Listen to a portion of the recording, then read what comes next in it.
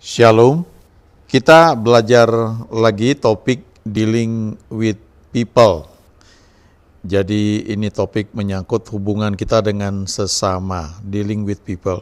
Orang yang berhasil dalam topik ini biasanya akan sukses dalam membina hubungan, juga termasuk dalam hubungan bisnis. Karena mau nggak mau kita berhubungan dengan orang lain.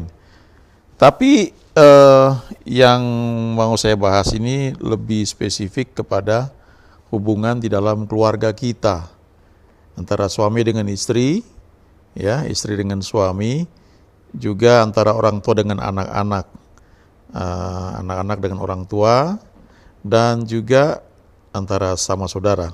Tapi lebih spesifik kita bicara dulu antara suami istri. Ada yang menarik dari surat Petrus.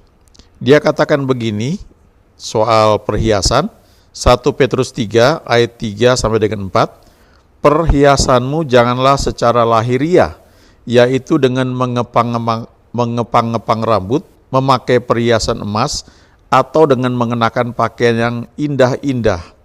Tetapi perhiasanmu ialah manusia batiniah yang tersembunyi dengan perhiasan yang tidak binasa, yang berasal dari roh yang lemah lembut dan tentram, yang sangat berharga di mata Allah. Saya kira ini perlu pembahasan cukup detail ya. Saya percaya bahwa Tuhan ingin kita mengenakan yang terbaik. Bahkan dari sejak awal ketika manusia diciptakan, ditaruh di Taman di Eden, di situ ada sungai, lalu tanahnya mengandung emas, mengandung batu yang bagus ya, batu permata dan sebagainya. Jadi sebenarnya menurut saya secara pribadi wajar ya kalau wanita itu didandani begitu rupa. Mungkin kita harus lihat konteksnya pada zaman itu seperti apa dan maksudnya Petrus ini seperti apa.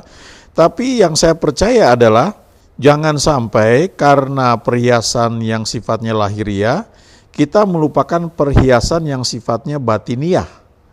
Karena dia katakan di sini perhiasanmu ialah manusia batiniah, ini yang namanya inner beauty, yang tersembunyi dengan perhiasan yang tidak binasa.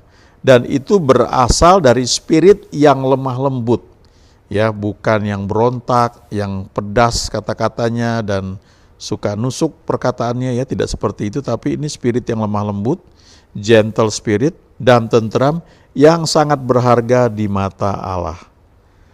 Nah, kalau kita baca kisah mengenai Esther tuh cantik, tapi juga banyak ribuan, entah puluhan ribu barangkali wanita cantik yang waktu itu ikut kontes untuk bisa menjadi ratu, ya, menggantikan Wasti ketika Raja Ahasuerus mau mencari seorang wanita sebagai permaisuri pengganti Ratu Wasti. Nah, saya percaya banyak sekali yang cantik, bahkan mungkin lebih cantik dari Esther, tapi ada yang luar biasa yang Esther miliki adalah ini.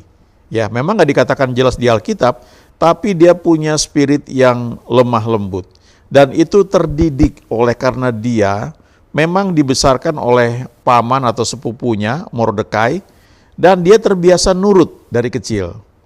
Sehingga ketika dia bertemu dengan Hegai, ya, orang yang mengurus wanita-wanita yang akan dihadapkan kepada raja, dia menuruti apa yang Hegai itu ajukan. Ya, jadi kalau kita perhatikan kadang-kadang ada wanita yang dandannya mungkin menor ya. Sebagian pria mungkin suka seperti itu. Ya, kayak cuma sebagian mungkin nggak suka jadi seperti wanita maaf kata kayak murahan gitu ya, kayak jual murah atau karena kayak wanita panggilan dan sebagainya. Tapi bukannya berarti salah dandan itu, ya, cuma jangan sampai perhiasan atau dandanan lahiriah itu lebih kuat dibandingkan dandanan yang disebut manusia batiniah atau inner beauty. Seseorang mungkin bisa aja nggak terlalu cantik, tapi kalau dia punya inner beauty itu beda sekali.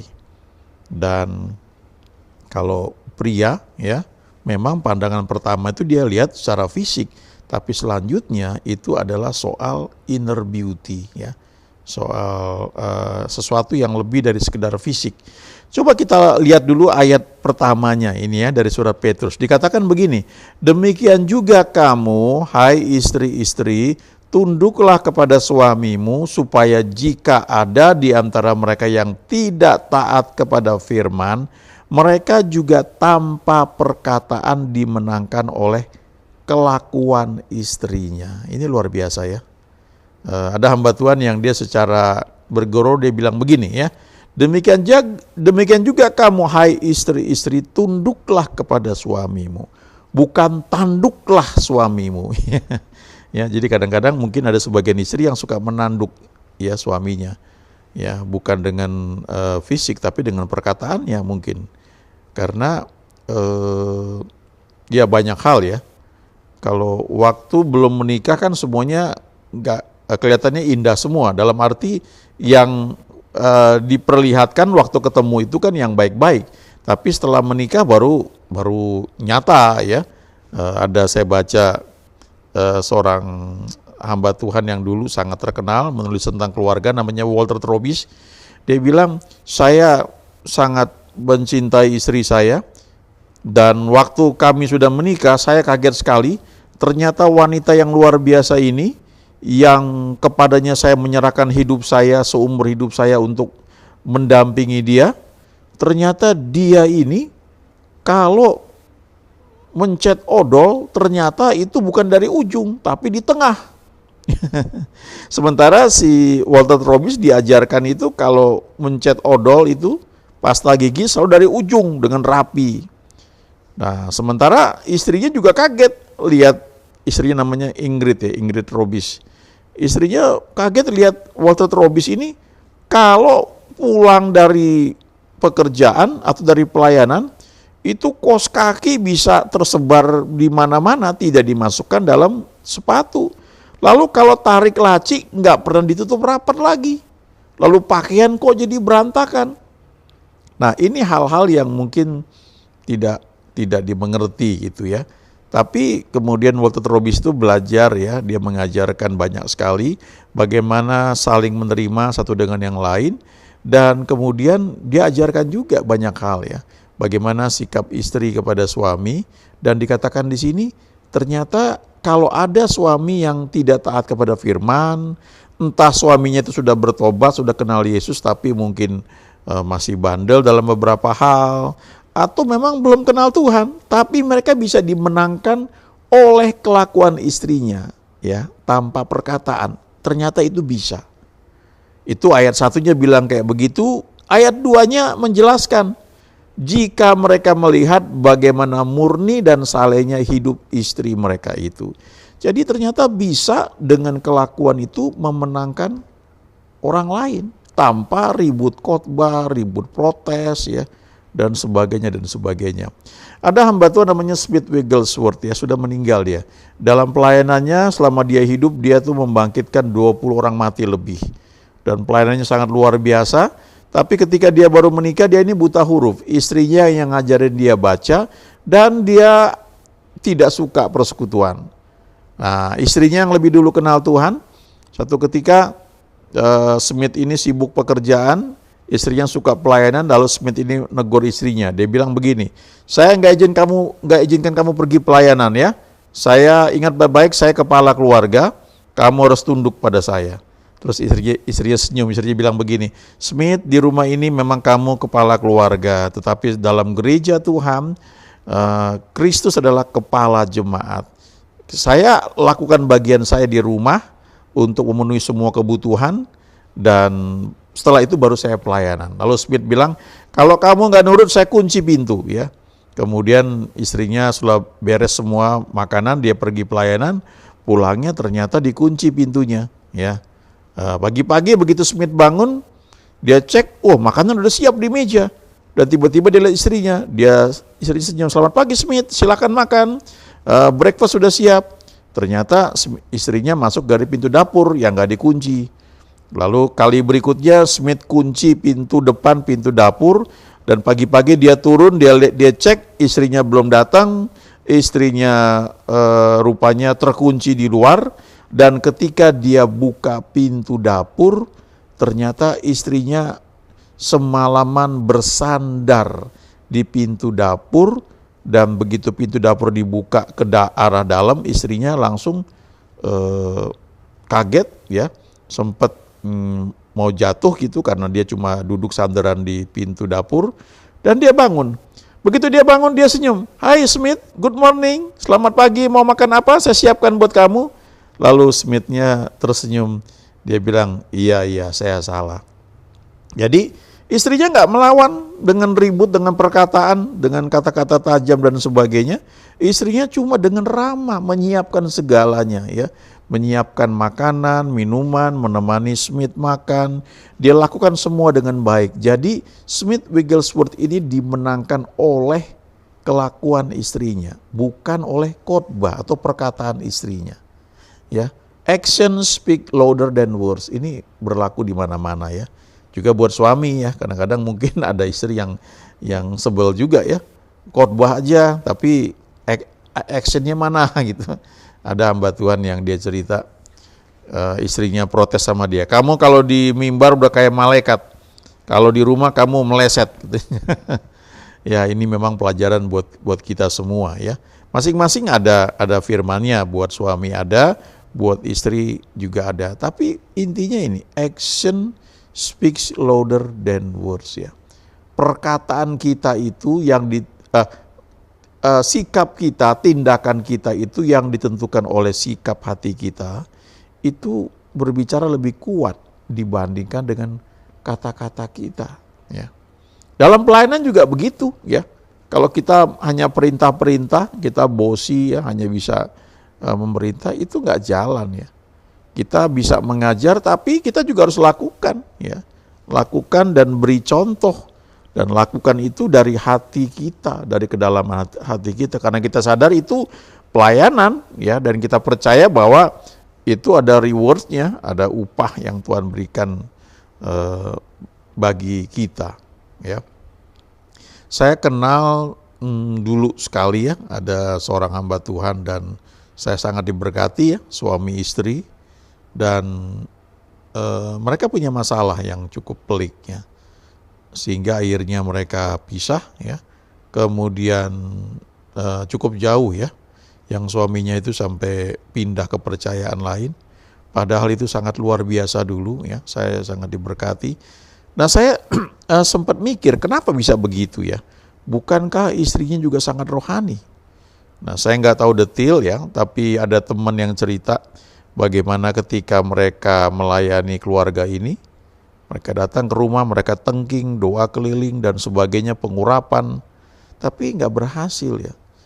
Nah jujur saya juga nggak tahu detailnya seperti apa, tapi belakangan saya memperhatikan jangan-jangan karena istrinya lebih apa ya istilahnya, lebih banyak ngomel gitu ya, menuntut tanpa sadar. Memang ada masa di mana mereka itu mengalami kesulitan ya dalam ekonomi mereka. Ada kesalahan keputusan yang diambil sehingga mereka yang tadinya hidup sangat-sangat mapan ya, akhirnya mereka harus dengan susah payah mencari apa istilahnya ya bekerja dan sebagainya serabutan. Lalu suaminya ketemu dengan seorang wanita yang membantunya dalam bisnis. Ya cantik wanitanya, ya kepercayaannya beda, dan singkat cerita akhirnya terjadi perpecahan ya di rumah tangga mereka. Belakangan saya dengar mereka sudah pulih ya, tapi memang ada entah berapa belasan tahun kali ya, 20 tahun mereka terpisah ya. Nah harusnya itu nggak terjadi, tapi memang kadang-kadang dalam hidup kita ini kan banyak sekali ya istilahnya hal-hal yang tidak sempurna. Kita tidak bisa berharap pasangan kita seideal yang diajarkan firman Tuhan. Ya, ada firman buat suami, ada firman buat istri. Jadi kalau istri dikatakan tunduk pada suami, sementara suami itu diberi firman untuk mengasihi istri, maka istrinya nggak bisa bilang, ya saya mau tunduk, tapi suami harus mengasihi saya dulu seperti Kristus. Ya. Sebaliknya suami juga nggak bisa bilang, saya mau mengasihi istri, tapi istri saya mesti tunduk dulu sama saya. Tidak seperti itu ya, masing-masing ada bagiannya. Ini ada gambar yang bagus ya, tentang action speak louder than words.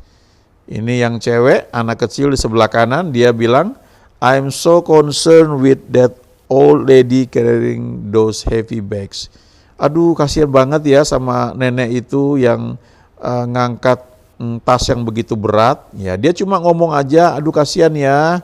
Tapi yang laki-laki di sebelah kiri ini, anak muda ini, can I help you? Dia langsung ambil tindakan. Saya tolong ya, saya angkatin ya. Nah, itu namanya actions speak louder than words ya. Ini bisa dipraktekkan dalam banyak hal ya. Misalnya begini, saya ingat ya ada orang yang ketika selesai kebaktian, dia langsung bereskan sesuatu di luar ya.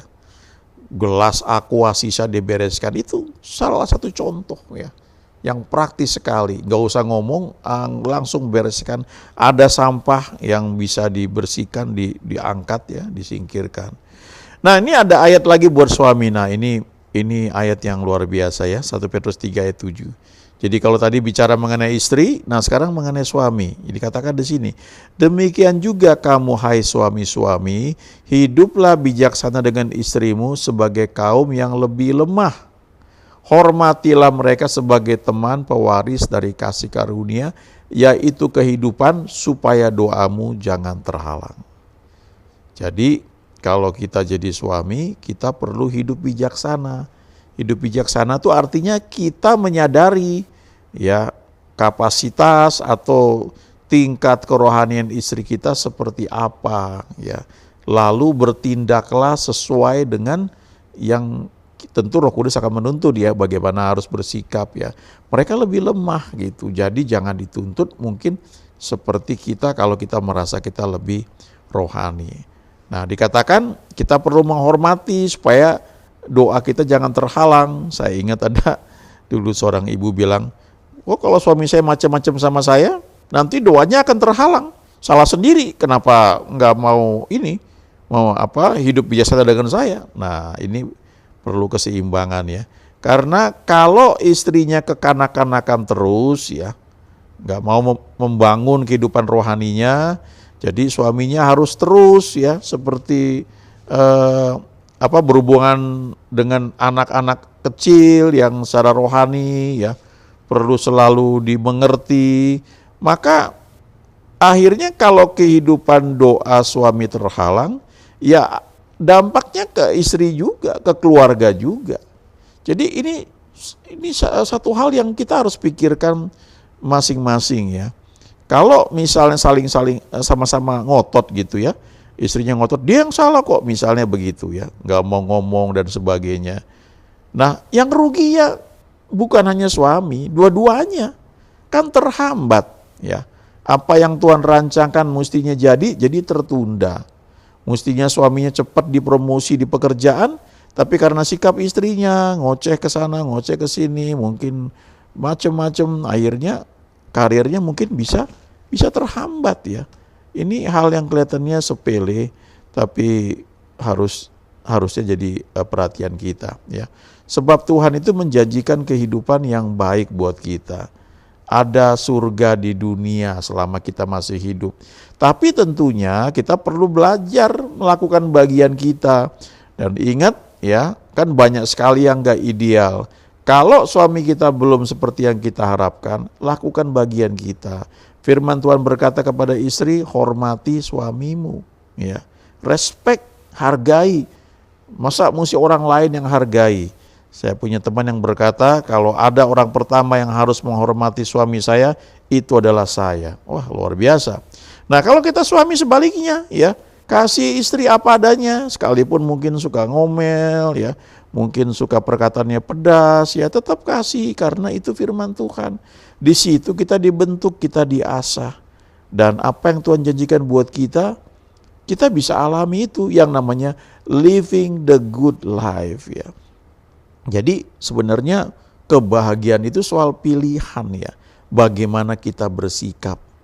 Kita menghadapi apapun, kita bisa berkata bahwa Tuhan selalu memampukan aku sehingga aku menikmati hidup yang baik. Amin.